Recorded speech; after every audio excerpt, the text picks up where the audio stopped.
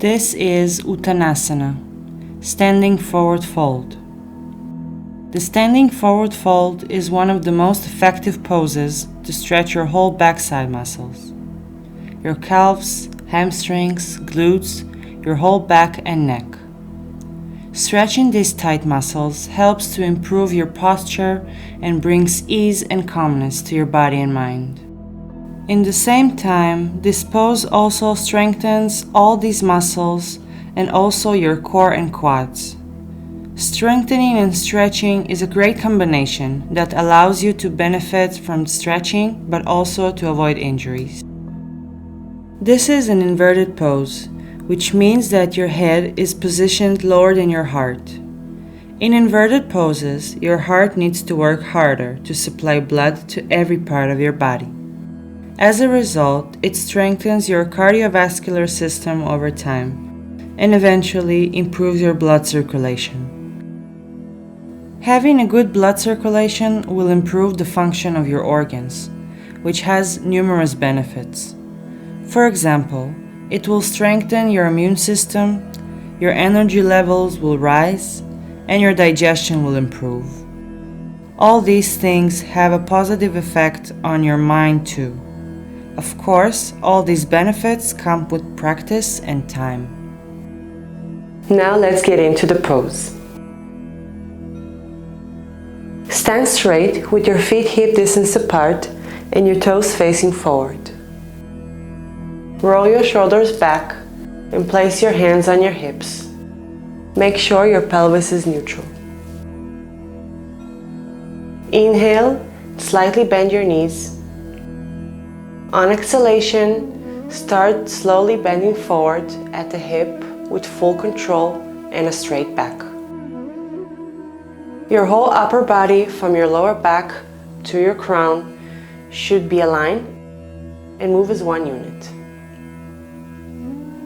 Engage your glutes and core muscles to keep your back straight. Bend your knees as much as needed so you can bend to a 90 degrees angle with a straight back, painlessly and without strain. Keep your shoulders away from your ears and your chest open. You can support yourself by placing your hands on your thighs. Keep breathing deep and slow. This is halfway forward fold, Ardha Uttanasana. From this point, the pose changes its character and becomes an inverted pose as you bend further and further. If you feel that you need a small break, come up and take a few breaths. Otherwise, keep bending further until your belly is rested on your quads.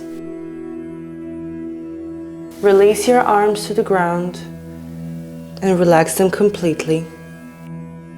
Release your upper back, let it round, and if it feels good, relax your neck too. As you breathe, lift your buttocks higher, step by step, without forcing it, and only to the point where it feels good.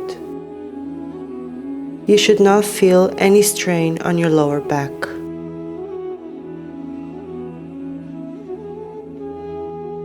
Here I would suggest to stay in this position for about half a minute, and with time you will gradually build up to 1 minute.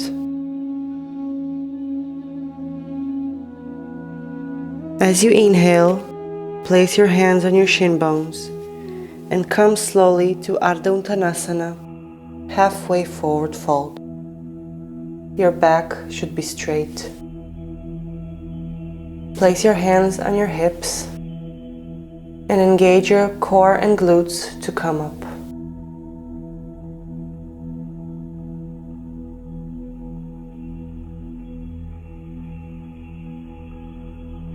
Now let me show you some useful modifications for this pose. If you feel that it's too difficult for you to keep your back straight while you bend, you can try using the chair for support. Place your hands or your elbows on the seat, depending on how low you want to bend.